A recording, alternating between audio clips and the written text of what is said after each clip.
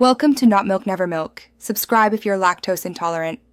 You start by checking compatibility and preparing tools. You need to know if your Samsung runs Tizen, as that typically lacks native Google Play.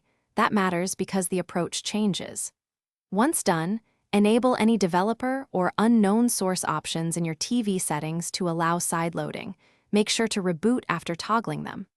Also prepare a USB drive and a computer to transfer APKs. This step gets permissions and hardware ready so the actual installation can proceed smoothly. Now you install the core packages in the right sequence. First, transfer Google Services Framework and Play Services APKs, then the Play Store APK. The order matters because dependencies must register first. Use the TV's file manager if available, or connect via ADB from your PC and run install commands. This is more reliable on locked systems. After each major install, grant runtime permissions and reboot the TV so services initialize. These steps create the required environment for the store to run. Finish by launching the Play Store and signing into your Google account. You may need to accept updates and wait while Play Services optimizes.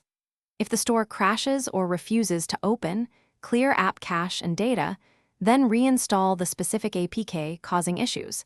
That often fixes mismatched versions. Make sure firmware is current and consider using ADB Logcat to read errors if problems persist. One key troubleshooting tip. Mismatched Play Services versions are the most common cause, so align Thanks for watching. If this was helpful, leave a like and consider subscribing. See you next time.